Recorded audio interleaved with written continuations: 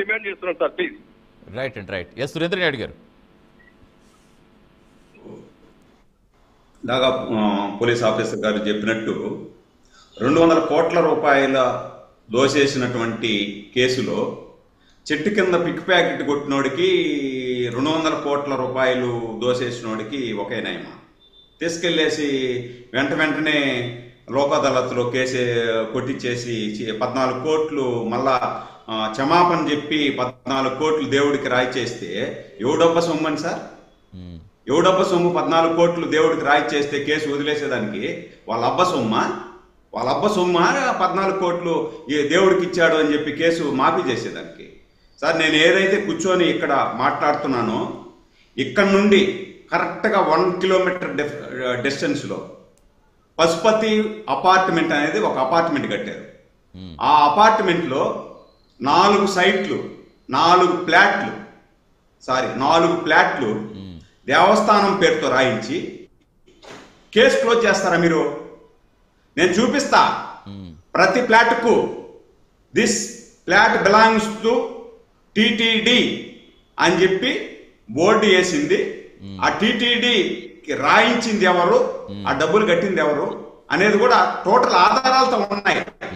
అంటే మీరు 200 కోట్ల రూపాయలు విదేశీ కరెన్సీ దొబ్బేసి 4 ఫ్లాట్ల అపార్ట్మెంట్లు రాయించేసి క్లోజ్ చేపించేసి మీరు ఓటాలు వేసుకునేసి డబ్బులు పంచుకునేస్తే హిందూ సాంప్రదాయం ఏమవ్వాలి? హిందువుల మనోభావం ఏం కావాలి?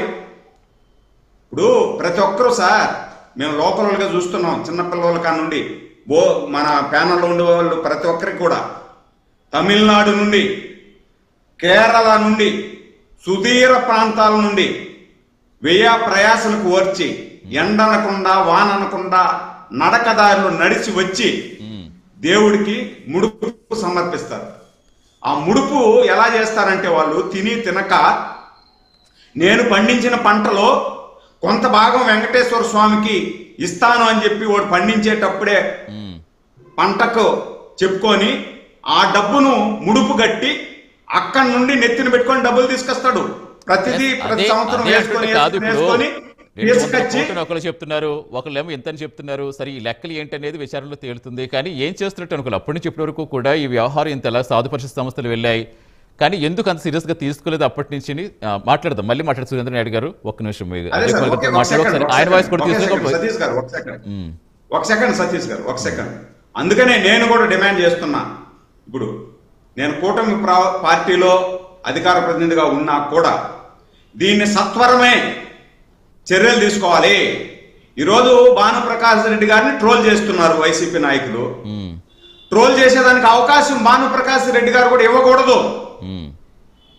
నేను ఇవ్వకూడదు అంటున్నా. ఎందుకంటావా? ఈరోజు మనం అధికారంలో ఉన్నాము. ఎవరైతే ఈ దొంగలు ఉన్నారో ఈ దొంగల్ని, దోపిడీదారుల్ని రెడ్ హ్యాండెడ్ గా పట్టుకొని ఎక్కడెక్కడ ఆస్తులు వీళ్ళు దేవస్థానం పేరుతో రాయించారు, వీళ్ళ పేరుతో ఎక్కడెక్కడ రాయించుకున్నారు, ఇవన్నిటిని బయట పెట్టాలా? బయట పెట్టి ఇప్పుడు దొంగే దొంగ దొంగ దొంగ అనే విధంగా ఉంది ఈరోజు సామాజిక మాధ్యమాల్లో.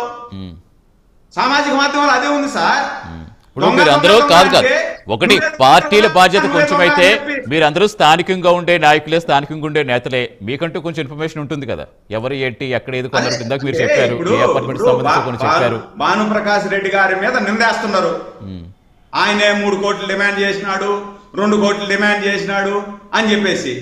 మరి 2 కోట్లు 3 కోట్లు డిమాండ్ చేసేదానికి ఒక బోర్డు మెంబర్ అండి. ఆయనకు 2 కోట్లు 3 కోట్లు పెద్ద లెక్క కాదు. నాకు కూడా తెలుసు కదా భానుప్రకాష్ రెడ్డి గారు, అందరికీ తెలుసు. అంటే ఊరికి అసత్య ఆరోపణలు చేసేసి ముఖాన్ని కొట్టేసేసి తుడుచుకో నువ్వు అంటే దీని మీద నిగూఢంగా ఎక్కడెక్కడ లోపాలు ఉన్నాయి, ఏవే ఉన్నాయి అవన్నీ తేల్చుకోవాలని చెప్పి ఆయన ప్రయత్నం చేస్తున్నారు. కాబట్టి ఆయన మీద ఒక కొట్టేసేసినామంటే ఆయన డిఫెన్స్ లో పడిపోవాలా. మనం దొంగలందరూ కూడా బాగా ఉండిపోవాలా. ఇప్పుడు ఇదే కదా జరిగింది. గత 2014 తర్వాత 2014లో ఏం చెప్పారు ఈ వైసీపీ నాయకులే? చంద్రబాబు నాయుడు గారి ఇంట్లో వెంకటేశ్వర స్వామి నగలన్నీ ఎత్తుకొని చంద్రబాబు నాయుడు ఇంట్లో బెడ్ కింద పెట్టారు, పింక్ డైమండ్ ఎత్తుకొని చంద్రబాబు నాయుడు కొట్టేశాడు అని చెప్పారు. అధికారంలోకి వచ్చిన తర్వాత 5 సంవత్సరాలలో వాళ్ళే కేసు విత్డ్రా చేసుకున్నారు, ఏమీ లేదని చెప్పి. అదే అంటుంటే ఇప్పుడు దేవుడి చుట్టూ రాజకీయాలు వద్దంటే ఆ దేవుడి మీదే ఆరోపణలు, ఒకరిపై ఒకరు పార్టీలు ఆరోపణలు చేసుకోవడం మరింతగా వీళ్ళకి అలవాటండి. దేవుడు అనేది భక్తి భావం లేదు, భయం లేదు.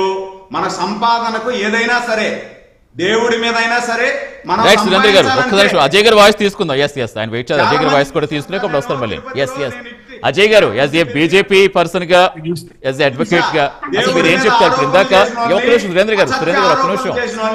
దేవుడి మీద సంపాదించిన వాళ్ళని, దేవుడి మీద బతికిన వాళ్ళు అందరూ కూడా కాలగర్భంలో కలిసిపోయారు.